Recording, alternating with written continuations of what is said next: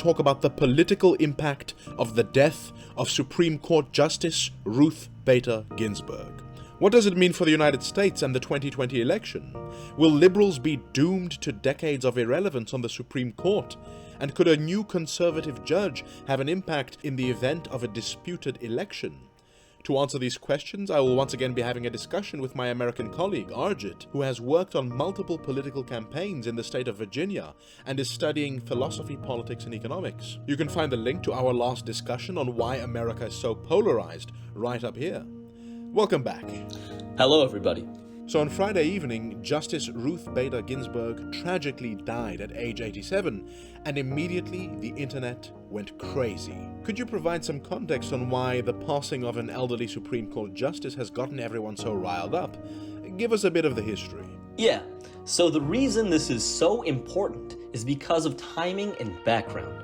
As most people know, in the United States, we're having our presidential election in just 50 days. In the United States, Supreme Court justices are nominated by the president and approved by the Senate with a simple majority. Currently, the Republican Party holds the majority in the Senate with 53 seats, which means that Trump has the power to fill the seat before the election on November 3rd.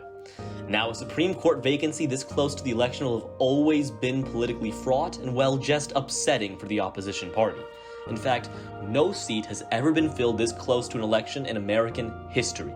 But given the context, RBG's passing is much more than that. In the long run, it could place a real strain on the Supreme Court's legitimacy and even have a real effect on the election this November. To understand this, we have to rewind 20 years to the 2000 election. 2000 was an election between Democrat Al Gore and Republican George W. Bush. On the morning after election night, Wednesday, November 8th, 2000, it seemed that Bush had won the election by a razor-thin margin in Florida. However, the final vote count in Florida put Bush ahead by just 1,700 votes, less than half a percentage point of the total vote count. So Gore called Bush to retract his initial concession. Florida was too close to call, and state law demanded a recount. Americans did not know the winner of the election on election night. Now, nothing is technically wrong with this, as the deadline to certify electors is on December 12th. But since the rise of cable TV, people had just gotten used to getting the results on election night. Additionally, Gore had clearly won the popular vote by 500,000 votes, which since 1888 had always coincided with an electoral college victory. So people were genuinely confused. For the first time, many Americans were learning the harsh realities of our electoral college system. The ensuing battle for Florida was messy. Essentially, Gore demanded a manual recount in 4 counties, but it was unclear if those could be completed by the state certification deadline. After some back and forth on December 9th, the Florida court eventually allowed an extension and mandated a statewide manual recount for certain ballots. Bush's campaign challenged this in the United States Supreme Court, and the court stayed the recount. The court was concerned with 2 questions: whether the nature of the recount violated our Equal Protections Clause of the 14th Amendment, and whether another recount method could be completed before the deadline stipulated by federal law. On the first question, the court decided 7-2 that the recount treated ballots differently and therefore violated the Equal Protections Clause. On the second question, the court decided 5-4 that no recount before the December 12th deadline was possible. They stayed the recount and handed the election to Bush. Notably, Justice Ginsburg dissented with the majority on both counts, stating that the court wasn't in a position over the state of Florida to determine the feasibility of a recount, and that in this instance, interpretation of Florida law should be left to its own state court. When it came to a presidential election, Justice Ginsburg was among the few justices to favor the democratic process and state sovereignty over a narrow interpretation of the 14th Amendment or strict observance of federal deadlines. However, the majority essentially decided that having every vote counted was a secondary concern. Bush was inaugurated president next January. Since a conservative-leaning Supreme Court decided the election in favor of Republican George Bush in 2000, surely a conservative supermajority in the Supreme Court, now that RBG is gone, could decide the election in favor of Trump if the election is disputed. In fact, even if Trump doesn't manage to appoint a new judge before the election, with 5 conservative and 3 liberal judges, Democrats would need at least 2 Republican-appointed judges to rule in their favor in the event of a disputed election. And with 8 justices on the court, you also raise the possibility of a dead tie, 4-4, which could cause further confusion and institutional failure. Now, in my last video, I mentioned that under the red mirage scenario, you could have a situation where on day 1 it looks like Trump will win the election and he declares an early victory. But as the mail-in ballots come in, the election swings in favor of Joe Biden because Democrats are disproportionately likely to vote by mail. This situation could lead to accusations of vote rigging and a disputed election that ends up being decided by a conservative Supreme Court, handing the election to Trump.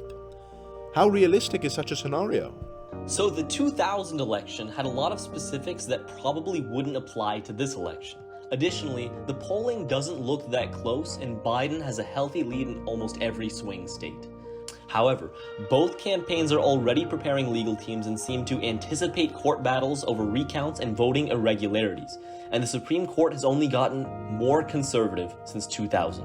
Before Bush, the court was near to evenly split ideologically. That was until Bush had the opportunity to replace swing Justice O'Connor with the more reliably conservative Justice Samuel Alito in his second term. The court now had a clearer 5-4 conservative majority. However, with the death of ultra-conservative Justice Antonin Scalia in February 2016, President Obama now had the opportunity to replace him with a liberal judge and create a liberal majority. Obama nominated Merrick Garland, a centrist judge, in the hope that the Republican-controlled Senate would confirm him. But Senate Majority Leader Mitch McConnell immediately announced his intention to block any Obama appointments. He justified this by saying that the president should not be allowed to nominate a Supreme Court justice in an election year while the Senate is controlled by the opposition party. As we now know, Trump won an unexpected electoral college victory, even while losing by 3 million votes. And so he was able to nominate conservative Justice Neil Gorsuch. Sore from having the seat stolen from them, Senate Democrats launched a filibuster, which was ended as Republicans invoked the nuclear option to abolish the use of filibusters for Supreme Court nominees.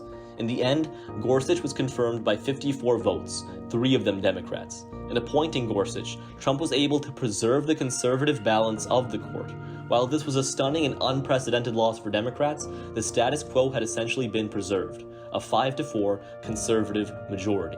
Then, in 2018, swing Justice Anthony Kennedy announced his retirement.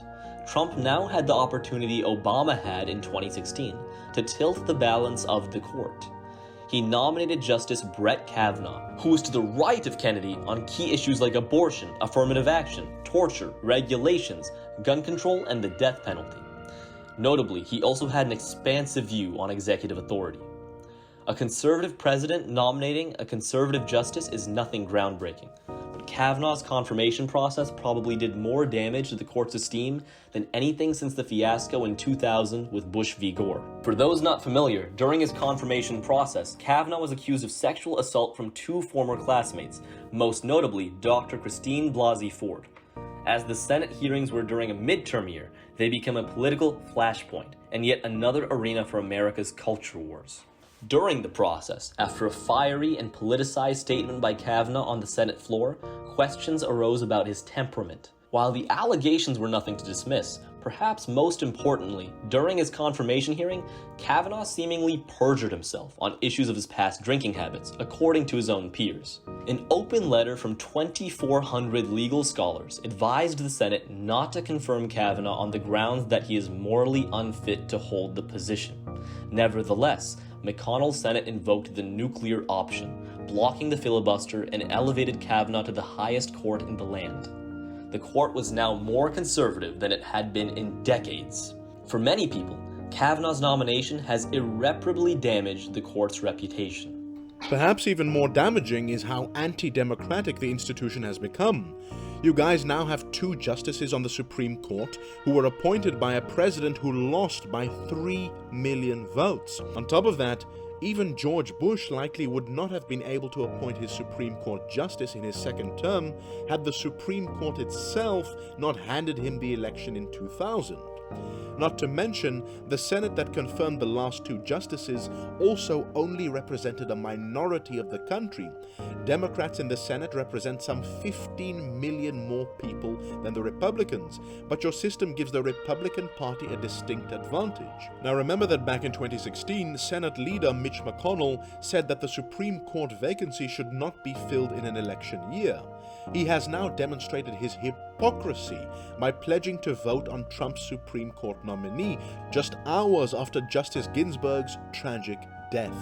The process has been rigged. Now, if Trump nominates a third justice to replace Ginsburg, you'll have a president elected by a minority of the population, a Senate elected by a minority of the population, and a Supreme Court chosen by people elected by a minority of the population.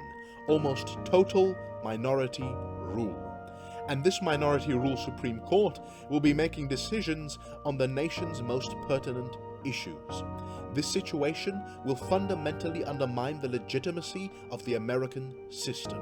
Yes, but only if Democrats let it happen. The American system doesn't just give the president the power to appoint judges and the Senate power to confirm them. The Constitution gives Congress the power to determine the size and jurisdiction of the court. The court doesn't have to become a minority rule institution if Democrats control Congress and exercise their Article 1 powers. So what you're referring to is what's known as packing the courts.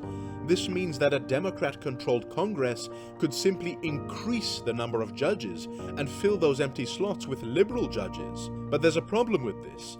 There's no limit to the number of judges. So next time when the Republicans are in power, they can simply increase the number of judges again and pack the courts with conservatives. Soon you'll have a situation where every administration does this, and the Supreme Court will consist of 100 judges instead of 9. This would represent a fundamental failure of American institutions and would totally destroy the American system. What has already happened is a failure of the American system. The architects of the Constitution never intended for Supreme Court justices to be the ultimate interpreter of the Constitution, as most Americans learn in high school civics class.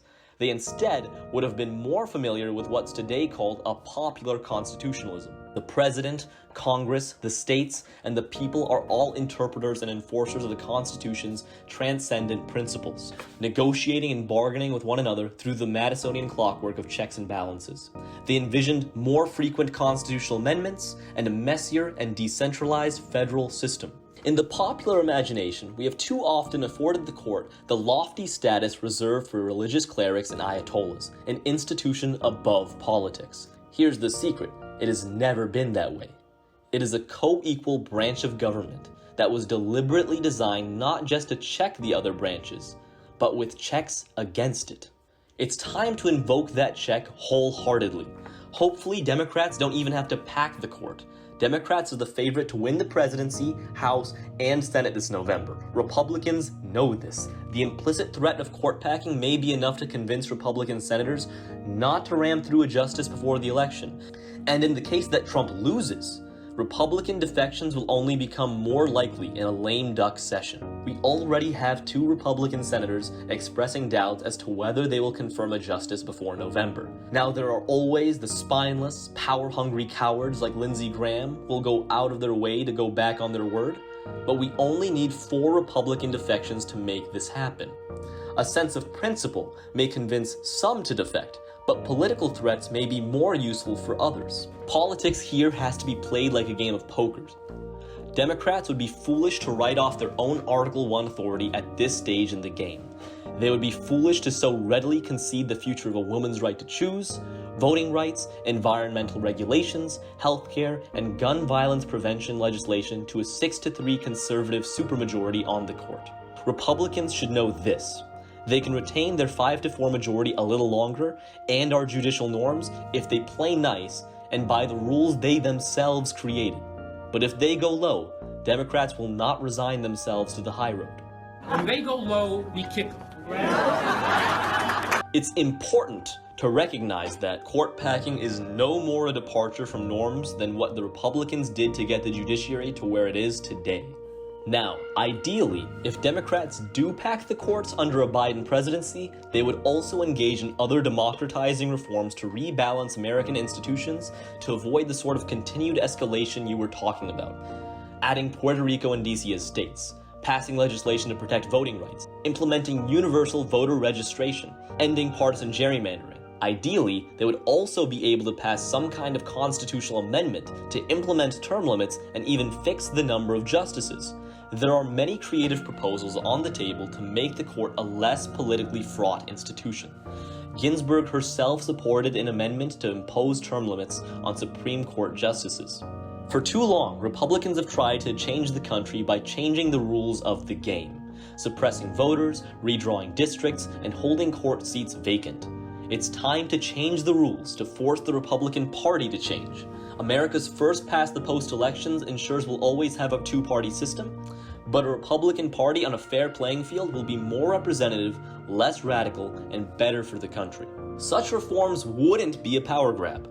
They would be about reinvigorating the legitimacy of American institutions through enhancing their democratic character, and in line with our tradition of forming a more perfect union. The alternative, as you said in your previous video, is waning legitimacy and civil war. None of this changes the fact that if Trump wins, whether democratically or because of a conservative supermajority on the Supreme Court, that these reforms will not be possible.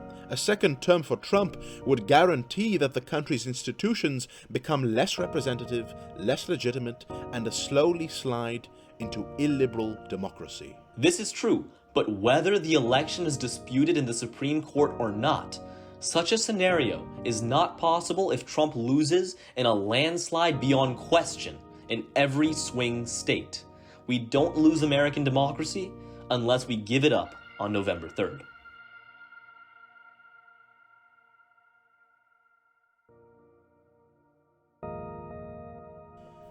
To learn about the possibility of outbreaks of violence in the event of a disputed election and even civil conflict in the United States, check out my last video.